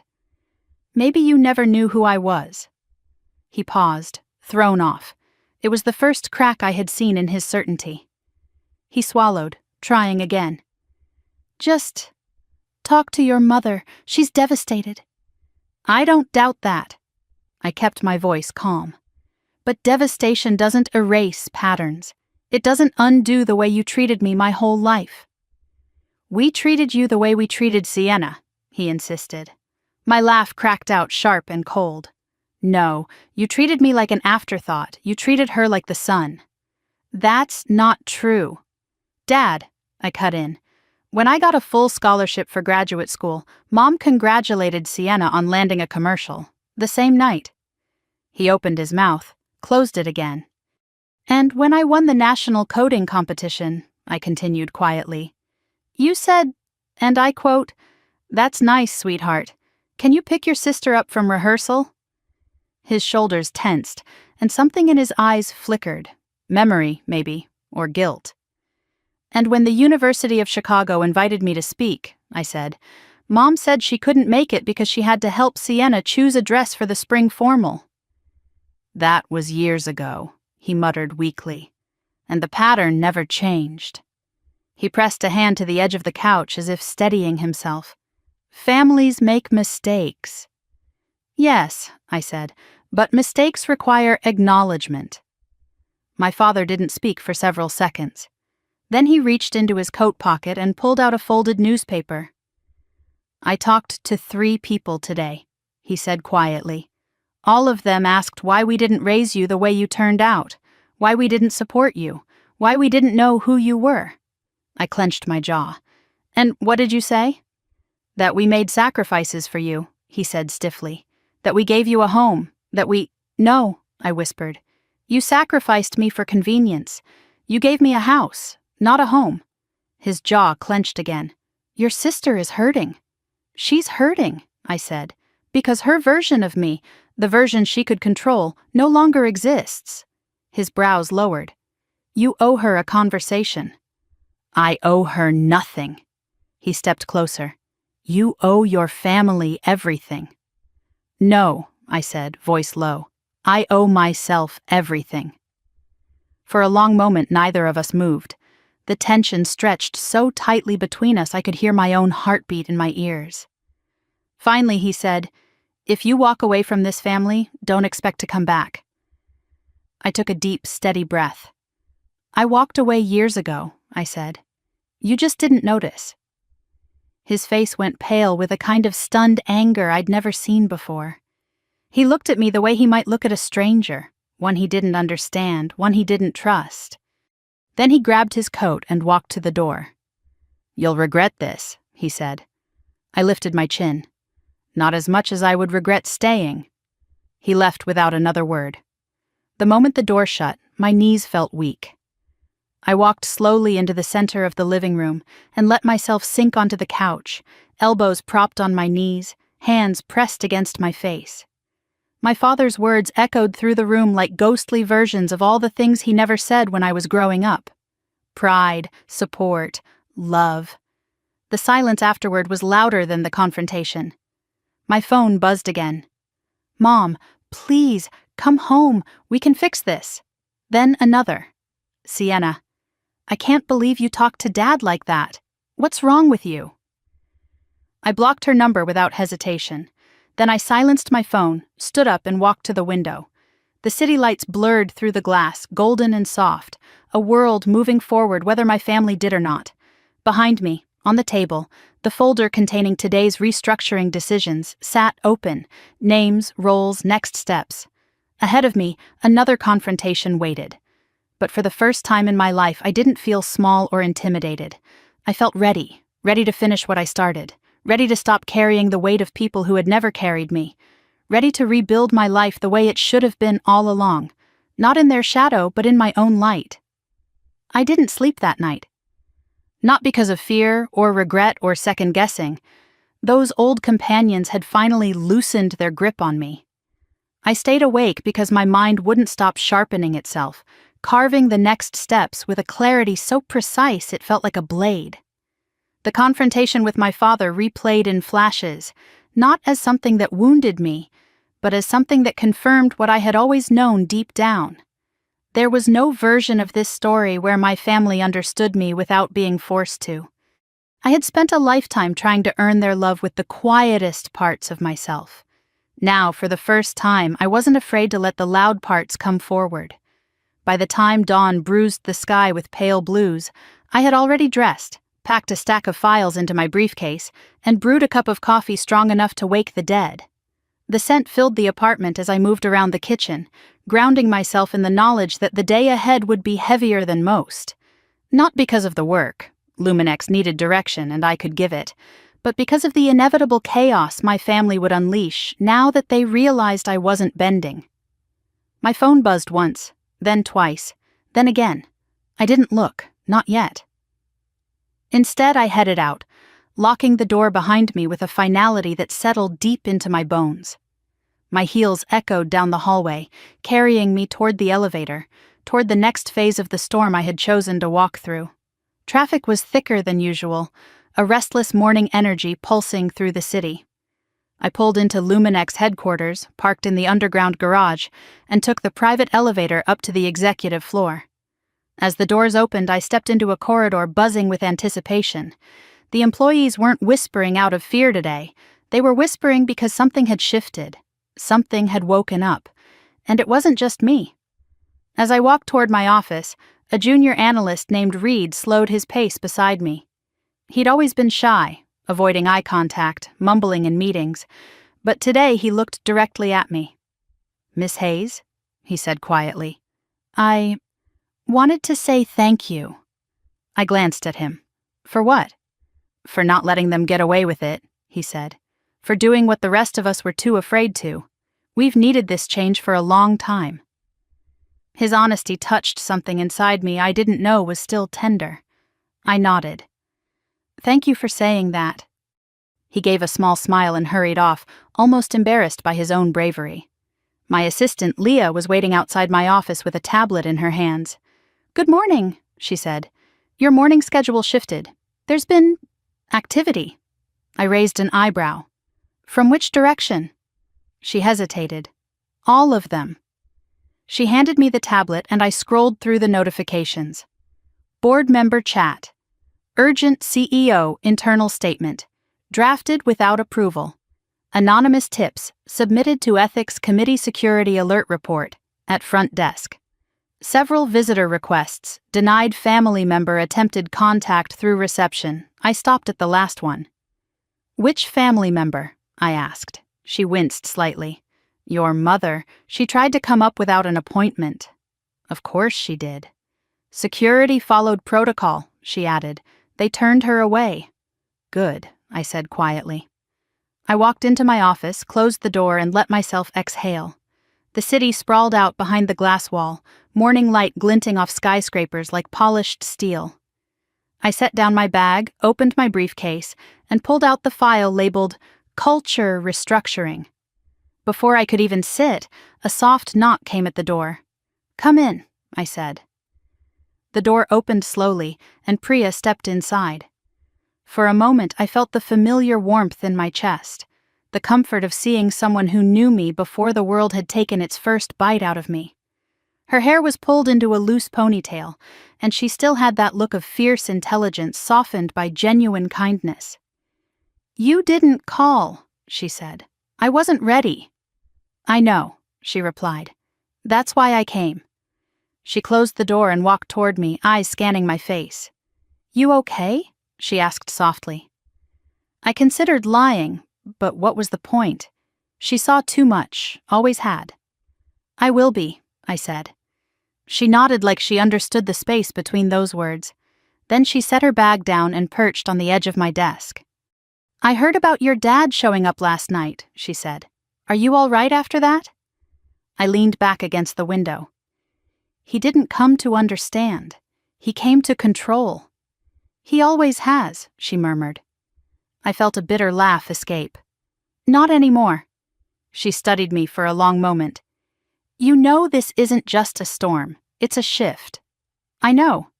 And once you walk fully into this version of yourself, there's no going back. I don't want to go back. She smiled gently. Good. We talked for another few minutes, about the board, about Damon's frantic attempts to salvage his position, about the anonymous messages flooding the ethics inbox now that people finally believed someone was listening. But then Priya asked something I didn't expect. How are you feeling? Not as a founder, not as an executive, but as you? The question hit deeper than any accusation my father had thrown at me. I swallowed slowly. I'm tired, I admitted. But not the old tired, not the kind that comes from shrinking myself. This is the tired that comes right before a breakthrough. She smiled softly. Then lean into it. I nodded. I intend to. Before she left, she squeezed my hand. You're not alone in this, Morgan. Not anymore. The truth of that settled around me like a warm blanket. For years, I believed invisibility was the only way to keep my power safe. Now I realized power shared with the right people is power strengthened. After Priya left, I dove into work, reviewing department reports, signing compliance directives, drafting transition plans. Hours passed. The sun climbed higher. The building vibrated with the energy of change. But then, chaos erupted outside my office. Raised voices, footsteps, a security transmission crackling. I stood, crossed the room, and opened the door. 2 security officers stood at the far end of the corridor, blocking the path of my mother. Her face was red, her eyes swollen, her hands trembling, not with grief, but with fury. "Morgan!" she shouted when she saw me. "We are going to talk, right now." The officers tensed, unsure how to proceed. I raised a hand, signaling them to stand down, but not leave. "Mom," I said, keeping my voice controlled, "you can't be here." "I don't care about your rules," she snapped. "I am your mother." "And this is my company," I replied. "You cannot walk onto the executive floor and demand access." She stormed past one officer before he could stop her and marched straight up to me. "You think you can treat us like this?" she hissed. "You think you can embarrass us in front of the entire business community?" "The truth embarrassed you," I said. "Not me." She pointed a shaking finger at my chest. "You owe us an explanation." "No," I said calmly. "I owe myself peace." She blinked, confusion, then hurt, then rage flickering across her face. "I didn't raise you to be cruel," she whispered. "No," I said. "You raised me to be quiet." Her eyes glistened. "We loved you. You loved the version of me that didn't challenge you." "That's not fair." "It's honest." She trembled, jaw tight, eyes glossy with a kind of disbelief that told me she truly, genuinely hadn't expected this. A daughter who refused to shrink. "I won't let this family fall apart," she said with quiet desperation. "That's not your decision," I replied, "and it's not my responsibility." Her shoulders slumped, but only for a moment. Then she straightened again, voice sharpening. "This isn't over, Morgan. Your father isn't done. Sienna isn't done. We will talk about this." I shook my head. "Not today." She exhaled sharply. "You've changed. I've grown." "And you think that's a good thing?" "I think," I said, "it's the first good thing I've done for myself." She turned away sharply and walked toward the elevator, shoulders rigid, steps furious. The officers escorted her silently. When the doors closed behind her, I let out a breath I hadn't realized I'd been holding. The corridor fell quiet again. Leah stepped forward carefully. "Do you want a moment?" she asked. I nodded. "Yes." She left me alone. I walked slowly back into my office and stood in the center of the room. My mother's words replayed in my mind. "You owe us an explanation. You embarrassed us. You've changed. We loved you. We will talk about this." For 30 years, her voice had shaped my life. Her approval, her disappointment, her expectations. Today, her voice felt like something separate from me, something outside of my identity. For 30 years, I had twisted myself into smaller and smaller shapes to fit into the spaces they allowed me. But now I was expanding, becoming, taking up space I had earned. I walked to the window, pressed my palm against the cool glass, and watched the city move, unbothered, unstoppable. I whispered the words aloud, letting them settle into the air. "I'm not afraid of you anymore." And for the first time in my memory, it was true. I stayed at the office late, long after most of the building had gone quiet. The sky outside had deepened to a blue so dark it almost looked like ink, and the city lights flickered beneath it like scattered fireflies. I should have gone home hours ago, but my mind wouldn't let me leave. Not after what happened with my mother, not with the weight of the company resting on my shoulders, not with the storm gathering outside my personal life. When I finally shut down my laptop, a hollow ache settled between my ribs. Not sadness exactly, not anger. Something more complex. Grief for a life I had tried to have, and relief that I no longer needed to pretend that life still existed. I left through the private elevator, descending into the underground parking structure. My footsteps echoed across the concrete as I walked toward my car, keys dangling loosely in my hand. The moment I unlocked the door, my phone buzzed again. Dozens of notifications, missed calls, voicemails. Family group chat blowing up. Unknown numbers, board messages. And then, one message that made my stomach go still. From Damon. "We need to talk, now." I clenched the phone in my hand. I almost ignored it. I wanted to ignore it. But the rational part of me knew it was better to face this head on. I typed one word back. "When?" His reply came instantly. "Now. Private conference room B12. I slid my phone into my coat pocket and locked the car again. My heels clicked sharply as I walked back toward the elevator. This time toward the floor most people didn't know existed. B12 was an old negotiation room from before the company expanded. Damon had no right to use it anymore. The fact that he did told me he wasn't thinking clearly. Good, let him be unsteady, let him show the cracks. The elevator door opened to a dim corridor, lit only by 2 overhead fixtures humming with age. When I reached the conference room, the door was closed. I knocked once, then pushed it open. Damon was pacing near the table, tie loosened, hair slightly out of place. He looked nothing like the polished, confident CEO who used to glide through gala events with a perfect smile. This version of him looked cornered. "Morgan," he said sharply, "shut the door." I did, slowly. "What is this about?" I asked. His eyes were dark with accusation. "You blindsided me. I warned you." "You didn't warn me," he snapped. "You humiliated me, in front of the board, in front of my team, in front of the entire company." "You humiliated yourself," I said. His jaw tightened. "Don't do that. Don't pretend you didn't plan this." "I didn't plan your actions. I just exposed them." He lunged toward the table and slapped a stack of papers down in front of me. "I got this from HR. Complaints, allegations, reports you dug up. You think this will stick?" "It already has." "You think you can unseat me?" he demanded. "You think the board will let you?" "I don't need the board's permission," I said. "I have majority control." His breath caught. For a moment something sharp flashed in his eyes. Fear or fury, I couldn't tell. "You're going to regret this," he said quietly. "No," I replied. "I won't." His expression twisted. "You don't understand how this works." I cut him off. "I built how this works." He stared at me, stunned, silent. I walked past him to the table, opened the folder he'd slapped down, and flipped through the pages without flinching. Every allegation, every buried complaint, every misconduct report. All of it stacked like evidence at a trial he didn't know he'd been on for years. "This is the culture you created," I said.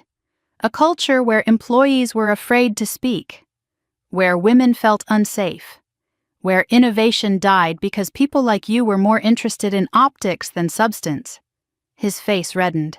"You're twisting everything." "No," I said. "I'm correcting everything." He moved closer, lowering his voice. "You couldn't handle being in the shadows, could you?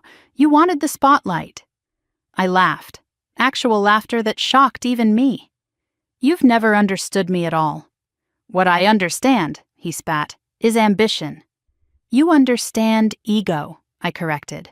"Not ambition. Ambition builds. Ego destroys." His eyes narrowed, sharp as a blade. "You really think you can run this company better than me?" he asked. "I don't think," I said. "I know." His jaw flexed violently. "You're making enemies." "You were supposed to be my ally," I said calmly. He scoffed.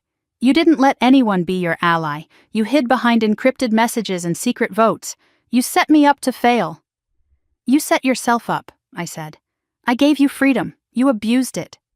His breathing grew shallow. "You're dangerous," he whispered. "Only to people who shouldn't be in power." He stared at me for a long moment, something volatile shifting behind his gaze. Then he laughed, a bitter, hollow sound. "My wife was right," he said. "You're vindictive." "No," I said. "I'm done being silent." He grabbed the back of a chair and gripped it so tightly his knuckles cracked. "What happens now?" "You go on leave," I said. "HR conducts their investigation. The board reviews my appointments. The company stabilizes. And then we rebuild Luminex the right way." "And me?" he asked. I held his gaze. "That depends on the truth." He swallowed hard. "The truth is complicated." "No," I said. "The truth is simple. Your choices were complicated." He sank into a chair, elbows on his knees, head in his hands. For the first time since I'd known him, he looked young, overwhelmed, vulnerable in a way he'd spent years avoiding. "Was I really that bad?" he murmured. "Yes," I said honestly. "But that's not the whole story. You weren't always this man. You changed." "And you stayed the same?" he asked, looking up. I shook my head. "No, I grew." His eyes filled with something like resignation. "I don't know who I am without this job," he admitted quietly. "You'll have to learn," I said. "We all do at some point." He leaned back, exhaustion pulling at his expression. "Are you going to destroy me?" "I'm going to hold you accountable," I said. "What you do with that is up to you." For the first time since I'd walked into the room, he didn't fight. He just nodded slowly, defeated. "Do I still have a future at Luminex?" he asked. "That depends on the investigation," I said. "And on you." He looked down. "I messed up." "Yes," I said simply. He scrubbed a hand over his face. "I'll leave the building tonight. HR can contact me tomorrow." I nodded. "That's the right choice." He stood, straightened his tie, and headed toward the door. But before he left, he turned back. "You know," he said quietly, "when I first met you, I thought you were brilliant." I didn't respond. "And intimidating." Still nothing. "And now," his voice cracked, "now I understand why." He didn't wait for me to reply. He walked out, leaving the room hollow and heavy behind him. I exhaled slowly, letting the tension drain from my shoulders. The confrontation had been necessary. Brutal, but necessary. I gathered the files from the table, stacked them neatly, and turned off the lights as I exited. By the time I reached my car again, the garage felt colder, the air harsher. I slid into the driver's seat and stared out the windshield, letting the quiet wrap around me. My phone buzzed again. A message from Kyle. Heard something happened tonight. Are you safe? I typed back. I'm okay, just tired. Another buzz. Want company? My breath caught. For a moment, I allowed myself the softness of the offer. Then I typed, not tonight, but thank you. I set the phone down, started the engine, and drove home through the darkened streets. Halfway home, my phone buzzed again. Unknown number this time. I shouldn't have answered. But I did. Morgan, my mother's voice cracked through the speaker, raw and frantic. Your father is furious. Sienna is in tears. Damon's wife is calling everyone. We need to fix this before it gets worse. I kept my eyes on the road. It's going to get worse before it gets better. You can't keep doing this, she snapped. I can, I said, and I will. You're destroying us. No, I said quietly. I'm freeing myself. Her breath hitched. We won't survive this. You already didn't, I whispered. You just didn't notice. I hung up before she could reply. When I reached my apartment, the exhaustion hit me all at once. Thick, heavy, bone deep. I closed the door behind me and leaned against it, letting the silence fill the spaces my family used to occupy. Today had taken everything from me, but it had also given me something I had never truly felt before. Sovereignty. And I wasn't about to give it back. I woke the next morning to a silence so crisp it felt like the air itself was holding its breath.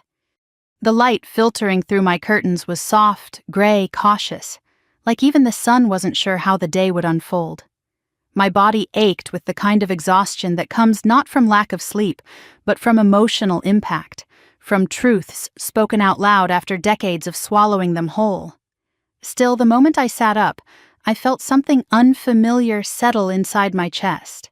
Resolve, not anger, not fear, not defiance, just clarity. I showered, dressed, tied my hair back, and made a quiet breakfast I barely tasted. My phone buzzed over and over. My mother, my father, Sienna, 3 aunts, 1 cousin, my mother again. I placed the phone face down and left it that way. Today was about one thing, the contract.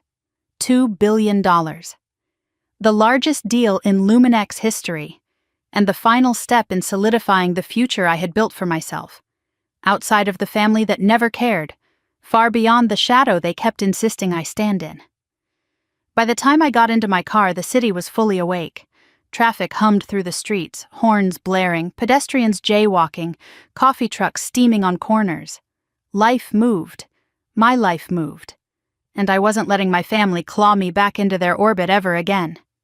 At headquarters, the lobby buzzed with something almost electric. Heads turned as I entered, conversations hushed. Some people smiled, tentative, hopeful. Others watched me with wide eyes, uncertain what to expect from a founder they'd never met until yesterday. Leah rushed toward me the moment I stepped into the executive elevator. Morning, Miss Hayes. The Norrington delegation arrived early. They're waiting in the main conference suite. Are they nervous? I asked. She smiled faintly. No, they seem excited and relieved. Good. I stepped into the elevator alone, the doors closing with a soft thud. The ride up was smooth, silent, strangely grounding. For years I'd ridden this elevator as the quiet woman from research or the operations auditor who kept to herself. No one ever suspected I was anything more. But today I would walk out of this elevator as the one person no one else in this building could outrank. The doors slid open, and I took a steady breath before walking into the corridor. Outside the conference suite, murmured voices carried through the crack beneath the door, low, polite, professional. I pushed the door open and stepped inside. The entire room rose to their feet. Executives, lawyers, negotiators, analysts, the Norrington CEO himself. The energy shifted instantly. Respect, anticipation, focus. Miss Hayes, Charles Beaumont greeted warmly. Good to finally meet you in person. He extended his hand and I shook it firmly. Thank you for coming. We wouldn't miss it, he said. Your proposal was exceptional, visionary. A ripple of pride, quiet but real, moved through me. We sat, and the meeting began. For the first hour, we reviewed the predictive logistics framework I had coded years ago, the one that became the core of the Luminex platform. They asked questions. I answered clearly, precisely. Priya joined via video, providing integration details. The engineers from Norrington nodded along, jotting notes, visibly impressed. Then came the cost projection segment. Then the legal framework. Then the final clauses. Everything was moving smoothly until the conference door burst open without warning. The air snapped, and my breath stopped. My entire family walked in, my mother leading the charge, my father just behind her, Sienna trailing with a tight-chested fury written across her face. Behind them, 2 security officers followed, helpless, clearly unable to stop the storm that had just blown in. My mother's eyes were red, her makeup smudged. "Morgan," she said loudly, voice trembling. "We need to speak to you, right now." The entire room froze. Charles Beaumont straightened, jaw tightening. "Excuse me, this is a private negotiation." My father stepped forward. "We're her family." "This is urgent." "No," I said calmly. "It's not." Sienna scoffed. "You can't ignore us." "I can," I said. "And I am." My mother took a shaky step closer. "How dare you humiliate us like this? How dare you shut us out? We deserve to be part of this." I kept my voice level. "You deserve nothing from this room." "You listen to me," my father snapped. "You are going to fix what you broke. You are going to repair this family, or—" "I'm in the middle of a negotiation," I said sharply. "A negotiation that affects thousands of employees and billions of dollars. This is not the place for your theatrics." Sienna pointed a trembling finger at me. "You think you're better than us now? You think money makes you important?" "No," I said. "I think work does. Integrity does. And neither of you taught me that." My mother's lip quivered. "We are your family." I looked at her with a clarity that cut through my chest. "And I needed you," I said softly. "I needed you for 30 years. You never showed up. You showed up now because you're scared." She went still. "You're scared of losing access, scared of losing control, scared of losing the daughter you didn't care about until she became useful." Tears welled in her eyes, but I didn't waver. "You don't get to storm into my workplace," I said. "Not today, not ever again." My father's face reddened. "We raised you." "You raised a ghost," I said. "One that learned to walk through walls because you refused to open a door." The room was silent. Completely, absolutely silent. I let out a steady breath. "Security," I said calmly. "Please escort them out." My mother gasped. "You wouldn't." "I would," I said. "And I am." The officers stepped forward, gentle but firm. My family resisted, pleading, arguing, demanding. But within moments they were removed from the room. The door closed softly behind them, the latch clicking like a period at the end of a sentence I should have written years ago. I turned back to the room. Every eye was on me. I straightened my shoulders. "My apologies for the interruption. We can continue." Charles leaned forward slowly. "Miss Hayes, is everything all right?" "No," I said, "but it will be." He nodded with quiet respect. "Then let's finalize this together." For the next hour, the meeting resumed with a renewed sense of gravity. When it came time to sign the final document, Charles pushed the folder toward me and offered a pen. "Founder's signature goes first." I took the pen. The moment ink touched the page, something changed inside me. Not a spark, not a fire, but the quiet click of a lock opening. A door I had spent decades banging on from the outside finally swung inward, and I walked through. After the meeting ended, handshakes and congratulations filled the room. People smiled at me, not out of pity, not out of curiosity, but out of respect. I stepped into the hallway, took a breath, and allowed myself one moment to sink into the realization. I didn't just survive my past. I outgrew it. I rebuilt myself. I reclaimed what was always mine. And now, no one, family or otherwise, could take it from me again. But as I headed toward my office, my phone buzzed with a new notification. A message from my father. "We're not done." I stared at the screen for a long moment. Then I typed, "I am," and walked into the rest of my life. I didn't go back to my office after signing the contract. My body carried me there out of habit, but the moment I stepped into the hallway, the air felt too thick, my thoughts too crowded, the fluorescent lights too sharp. I needed space. I needed air. I needed a moment where I wasn't surrounded by glass walls, hushed voices, or the ghost of my family's intrusion still clinging to my skin like smoke. So instead of turning right toward the executive suite, I turned left, walked straight to the private elevator, and descended to the street-level atrium. People moved around me in a blur, employees clutching coffee cups, visitors checking in at the front desk, security guards nodding politely as I passed. But none of them existed long enough in my vision to register. My body felt detached, almost foreign, like I was moving underwater. Outside, the crisp afternoon air met my face with a sharpness that made my lungs expand in relief. Cars buzzed along the boulevard, horns honking, pedestrians weaving through each other with practiced urgency. For a moment, I simply stood there at the edge of the sidewalk, letting the city swallow the remnants of my family's voices still echoing in my head.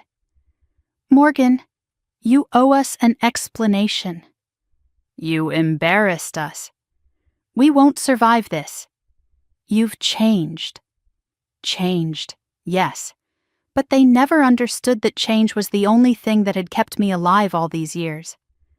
My phone buzzed, dragging me back to the present. I pulled it out, expecting another barrage of messages from my parents or Sienna, but instead I saw a different name flash across the screen. Kyle. I hesitated, thumb hovering over the screen. We hadn't spoken since yesterday. Not really. Just a brief conversation before he walked out of my office and left me with a reminder of who I used to be. A reminder of who had believed in me long before family or title or power entered the picture. His message was simple. "Outside your building. Thought you might need company." For the first time all day, something inside me softened. I typed back, "At Luminex. Need 10 minutes. His reply was instant. "I'll wait." I tucked my phone into my coat pocket and began walking. The city pulsed around me, loud and chaotic, exactly what I needed. I let the movement steady me, my boots tapping against the concrete with each step, my breath gradually sinking to the rhythm of the world instead of the frantic beat inside my chest.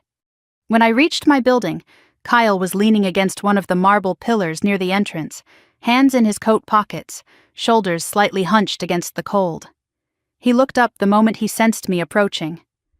"You okay?" he asked. I exhaled. "No, but I'm functional." His lips curved faintly. "Functional is better than falling apart."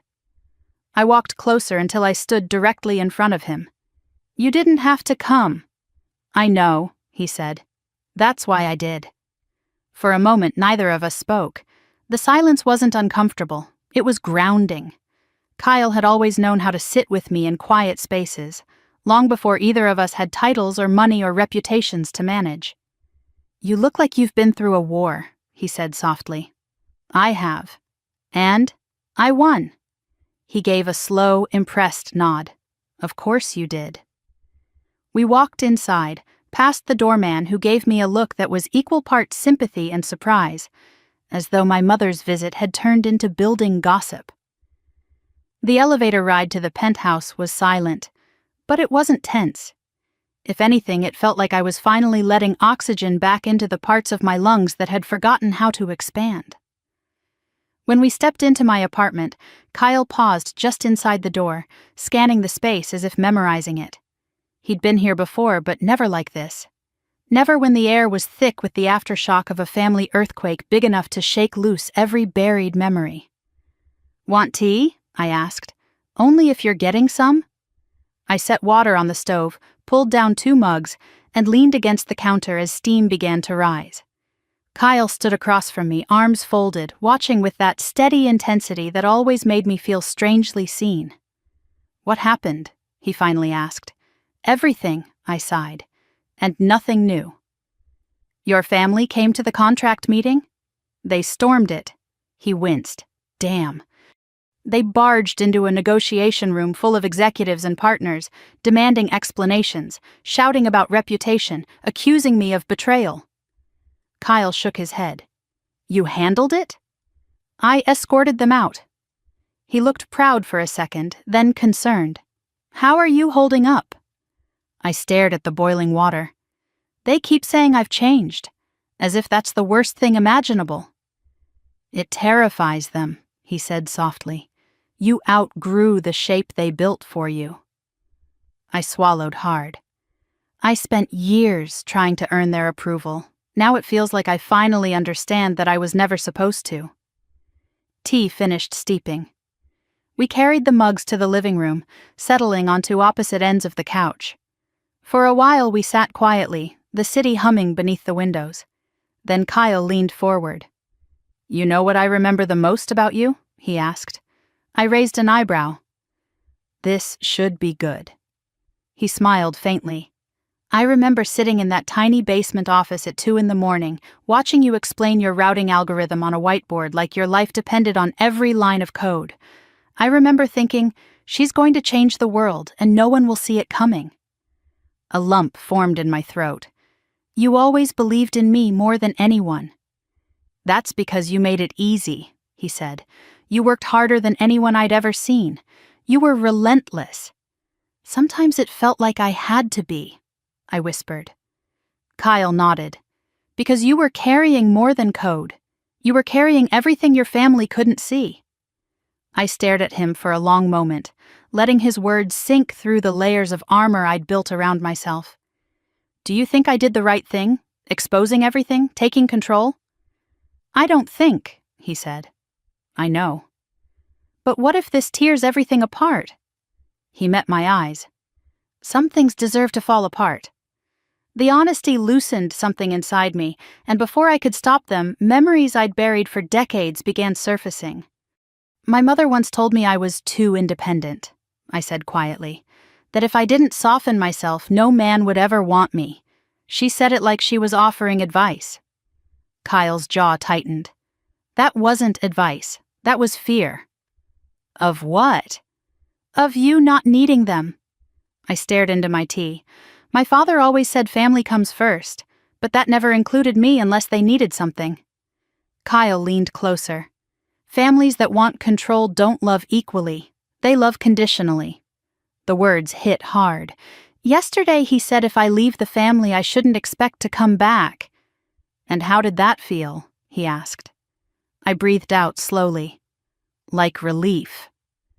For a moment, neither of us moved. Then Kyle reached out and touched my hand, just briefly, but the gesture grounded me more than anything had in days. You're not alone, Morgan, he said, even when they try to make you feel like you are. I held his gaze. Thank you. We talked for hours, about the company, about the contract, about what would come next. When he finally left, the apartment felt different. Not empty, not haunted, but mine, completely mine. I changed into comfortable clothes and sat cross-legged on the couch, staring out at the glittering city below. The steam from my tea floated upward like faint whispers, soft and warm against the cool air. My phone buzzed again. This time, it wasn't my mother. It wasn't my father. It wasn't Sienna. It was Leah. Miss Hayes, something happened downstairs. You need to come back to HQ now. A cold jolt shot down my spine. I replied instantly, What's going on? Her answer came seconds later. Damon. He didn't go home. I was already grabbing my coat. Something inside me knew this wasn't going to be another quiet confrontation. Not this time. This time would be different. This time, the fallout would affect everything. By the time I reached Luminex headquarters, the sky had darkened into a heavy indigo curtain, the kind that usually promised either rain or trouble. Judging by Leah's message, trouble had already arrived. I parked crookedly, not caring, and jogged toward the private employee entrance, swiping my badge with more force than needed. The lock clicked open, The hallway lights flickered on, and a strange hush washed over me. A hush charged with tension. Leah was pacing near the end of the corridor, her tablet clutched to her chest. When she saw me, relief and fear washed over her face in equal measure. "Miss Hayes, thank God," she whispered, hurrying toward me. "He's still here." "Where?" I asked. "Conference room 3. Security didn't want to force him out until you arrived." I steadied my breathing. "Did he say why?" She swallowed. "He said he found something." My pulse quickened. "Found what?" "He wouldn't tell us." "Of course not. Damon would never reveal a card unless he thought it could burn me alive." I nodded. "Stay here, and don't let anyone else in." Leah hesitated. "Are you sure you want to do this alone?" "Yes," I said. "He's my responsibility." That was only half the truth. Damon wasn't just my responsibility, he was also the last remnant of a system I had allowed to rot. And if that system was going down, I needed to ensure it didn't take the company with it. I squared my shoulders and walked down the hallway, each step echoing like a countdown. At the conference room, I placed my hand on the handle and paused. For a moment, I considered the possibility that Damon had snapped. That grief over his fading career had twisted into desperation, that he might try something unhinged. Then I inhaled and opened the door. The lights were dimmed. Only a single lamp glowed near the window, casting long shadows across the room. Damon stood at the far end of the table holding a stack of folders. Not the ones I had shown him earlier, different ones, older, thicker. His tie was loosened, his eyes bloodshot, and his posture slumped in a way I had never seen. Not arrogant, not confident, just beaten. Yet there was something else in his eyes, too, something sharper, something close to dangerous clarity. "You came," he said softly. "You asked," I replied. He laughed once, a low, bitter sound. "You always were good at answering what mattered." I stepped forward carefully. "Damon, what's going on?" He held up a folder. "I found these in the old archives." My throat tightened. That room, Archive A, held every piece of the company's beginning. Coding logs, prototype schematics, early board decisions, financial restructuring from year 1. "What's in them?" I asked. He set the stack on the table and flipped one open. "Your work." I froze. He continued.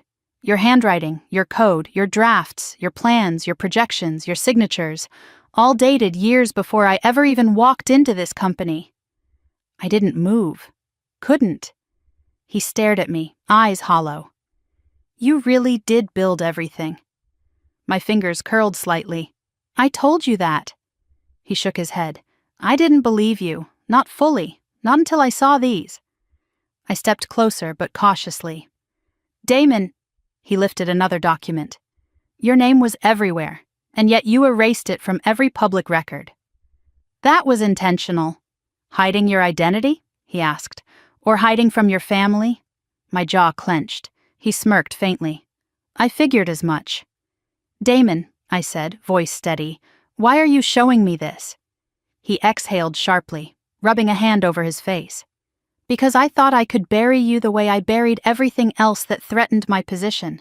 I thought if I dug up something, anything, I could use it to push you back into the shadows." "And?" I asked quietly. "And I didn't find your weakness," he whispered. "I found your truth." He lifted his gaze, and for the first time there was no arrogance, no charm, no deflection. Just raw understanding. "You were never trying to take the company from me," he said. "You were trying to save it." "Yes," I said. "I still am." He let out a long, shuddering breath. "I messed up." "I know. I crossed lines." "You did." "I hurt people." "You did," I repeated. He met my eyes. "Including you." Something inside me tightened. I didn't need the apology, but hearing it mattered more than I expected. He stepped back and gestured to the stack. "These prove you were the founder. They prove everything you said. They prove this company was yours before anyone else touched it. I thought I'd find something to use against you, but all I found was why you deserved better leadership." I studied him carefully. "What do you want, Damon?" He swallowed. "I want to know if there's a place for me here." The vulnerability in his voice, unexpected, unguarded, caught me off guard. I breathed in slowly. "You're under investigation. You know that." "I know," he said, "and I'll accept whatever comes. But before that, I needed you to know I'm done fighting you." My shoulders eased ever so slightly. "Then stop sabotaging yourself." He nodded. "I will." A beat of silence passed. Then he added, almost quietly, "And I needed to tell you something else. Something I didn't understand until today." My heartbeat picked up. "What?"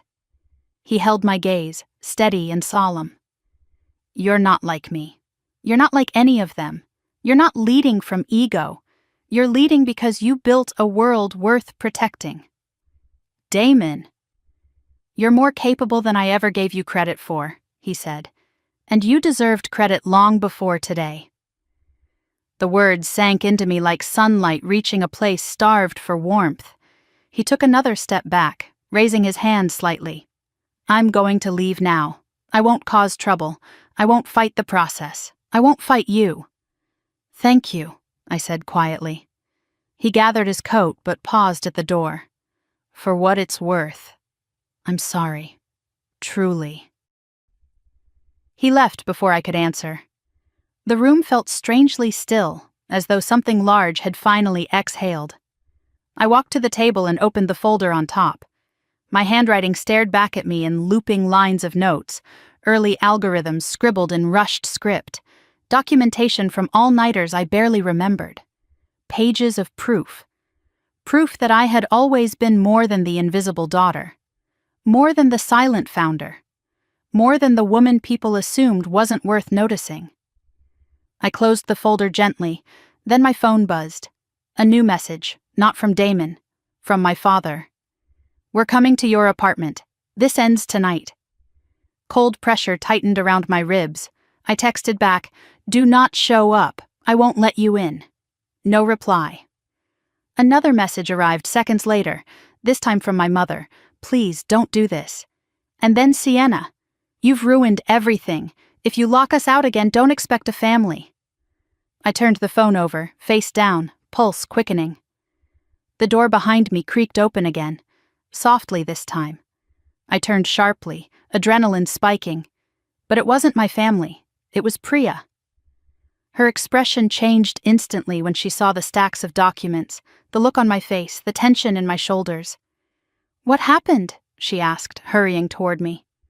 I swallowed the storm threatening to break inside me. "Damon found the old archives." "And?" "And he knows everything." "About you?" "Yes." "And about your family?" I nodded slowly. She glanced at the folder, then at me. "Morgan, what did he say?" I took a breath. "He said he's done fighting." Priya exhaled in relief. "Good, that's good." But my gaze drifted to my phone. She followed my line of sight, saw the messages, her jaw tightening. "They're coming," I said. "No," she whispered. "Not again." I straightened, gathering the folders, stuffing them into my bag with efficient precision. "This time," I said, "I won't be there." Priya reached for my arm. "What are you going to do?" I lifted my bag, feeling the weight of my past and future both anchored inside it. "Finish what I started." I walked out of the conference room, each step carrying me deeper into determination. My phone buzzed again. One final message from my father. "We won't be ignored." But I didn't even look down. Because for the first time in my life, their voices couldn't touch me. Not anymore. The elevator hummed softly as it carried me toward the executive floor for the final time that week, each passing number tightening the resolve in my chest. I held the leather folder against my ribs as though anchoring myself to something solid, something that couldn't be bent by blood or guilt or nostalgia. Outside the glass shaft, the city glowed with early morning gold, its towers sharp against the horizon like rows of sharpened blades. For a moment, I watched the sunlight spill across the skyline and thought about how different today felt. How different I felt. This was the morning everything would be set in place. The restructuring, the disciplinary actions, the ethical overhaul, and, if necessary, the final severing of ties that had been fraying for years. When the doors opened, Priya was already waiting with a tablet in hand, her hair in a tight bun, her expression composed but worried. "They tried to come up," she said. My stomach stiffened. "When?" 20 minutes ago. Security turned them away at the lobby." She hesitated. "Your mother argued." "Of course she did." "Your sister cried." I breathed in slowly. "And my father?" Priya met my gaze. "He said he wouldn't leave without speaking to you." A small cold part of me flinched, but I nodded. "They won't get through today." "No," Priya said firmly. "Not on my watch." We walked together toward the boardroom. The walls were decorated with framed innovations from the last decade: algorithm models, patent certificates, photographs of product launches, each one a silent reminder of what I had built. The people who walked past us whispered quietly, their respect sharper now, more conscious, as if realizing they were watching history write itself. I pushed the door open and stepped into the boardroom. Everyone was already seated: the executives, the department heads, the ethics advisors flown in overnight, the new compliance attorney I hired, and at the far end of the table, Damon, calm, quiet, and surprisingly composed. He stood when I entered. So did everyone else. "Good morning," I said, taking my seat at the head of the table. "Good morning," echoed back around the room, a chorus of voices tight with anticipation. I placed the leather folder in front of me and opened it. Inside were the documents that would finalize everything. The policies I had rewritten, the accountability measures, the suspensions, the new oversight protocols. This was the moment I had been preparing for without even knowing it. "We'll begin," I said. The first hour was procedural. I outlined the structural changes, the department reassignment, the elimination of the toxic chain of promotion that had dominated the company culture. Several board members asked questions, but they weren't challenging me. They were seeking clarity, understanding the weight of the reforms. When we reached the agenda item labeled Investigatory Conclusions Regarding Senior Staff, the room stiffened. I turned toward Damon. He met my eyes. No anger, no defensiveness, only acceptance. "By the recommendations of the legal and compliance teams," I said, "we have concluded that your actions over the last 3 years, including suppression of internal complaints, manipulation of advancement processes, and misallocation of resources, constitute violations of company policy." He nodded once. "Understood. However," I continued, "you have also cooperated fully with the investigation, relinquished all attempts to influence the outcome, and provided substantial assistance in correcting the damage." He inhaled shakily. "Therefore," I said, "we recommend reassignment, mandatory training, and a period of monitored probation, not termination." A ripple moved across the room. Surprise, relief, respect. Damon closed his eyes. When he opened them again, they were wet but steady. "Thank you." "This is not charity," I said. "This is accountability, and a chance to rebuild." "I won't waste it," he whispered. We moved on. Name by name, we reviewed the findings. Those who had done real harm were dismissed. Those who had been complicit were reprimanded. Those who had been silenced were given a platform. And for the first time in this company's history, every person in that room looked toward me not as a shadow, not as an unknown authority, not as a rumor with power, but as a leader. When the final decision was signed, Priya handed me my tablet with the last document cued. "The company-wide announcement," she murmured. I tapped the screen. A broadcast opened, transmitting across every floor, every office, every satellite building, every remote workstation. "Good morning, everyone," I said. "Today marks a turning point." I outlined the reforms, the values, the expectations, the new culture we would uphold, and the promise that every voice would matter.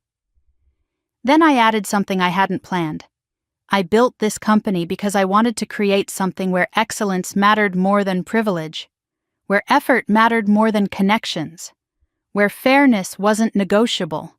And as of today, that is the future of Luminex. When I ended the broadcast, the room was silent. Then applause broke out, soft at first, then stronger. It wasn't loud, it wasn't thunderous, it was respectful. When the meeting adjourned, people filtered out quietly, some approaching to offer thanks or reassurance. Damon stopped near me. "You saved me," he said softly. "No," I replied, closing my folder. "You saved yourself by choosing truth over pride." He nodded once, deeply, then left. Priya lingered. "Now," she said, "you have one more thing to do." I sighed. My family. Yes. I walked to my office, each step slow, the calm before a storm that wasn't mine to put out anymore. When I entered, I saw a notification blinking on my security console. Lobby, 4 individuals requesting access. Denied, denied, denied, denied. I pressed the intercom. Patch them to the visitor conference room. 2 minutes later, I entered the small, neutral-colored meeting space, where so many investor negotiations had once taken place. My mother stood. "Morgan." My father stiffened. "You can't keep shutting us out." Sienna's mascara was smudged. "You're our sister." My mother reached forward. "We love you." I remained standing near the entrance. "Then listen carefully." They quieted. "Today's decisions are final.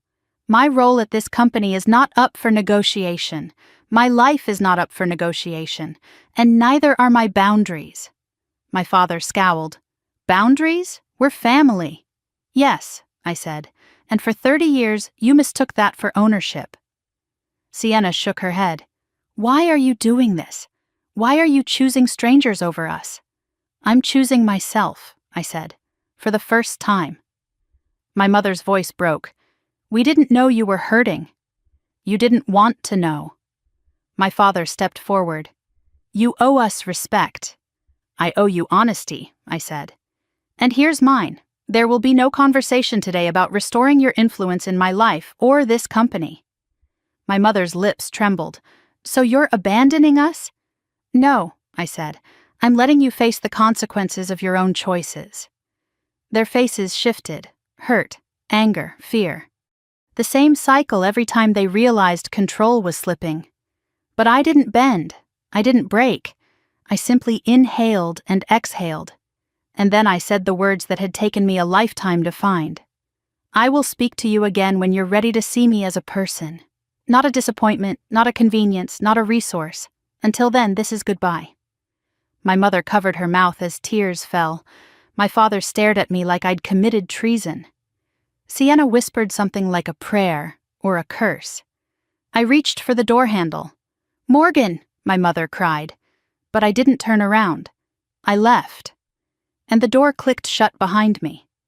That evening, I sat on my balcony overlooking the city. The sun dipped low, turning the skyline into molten glass. The breeze carried the scent of rain, of endings, of beginnings. For the first time in years, my chest didn't feel tight. For the first time in years, my reflection didn't look like a woman trying to disappear. I looked like someone stepping into her own life without permission from anyone else. I sipped my tea, felt the warmth spread through my palms, and whispered into the quiet, "I'm free." And if you've been here, listening to my story from beginning to end, thank you. If any part of my journey reminded you of your own, or gave you strength, or made you feel less alone, share your experience in the comments. I'd love to hear your story too. And if you want more stories like this, about justice, resilience, and taking back your power, don't forget to like, comment, and subscribe. Your support means everything. Now, let's keep going, together.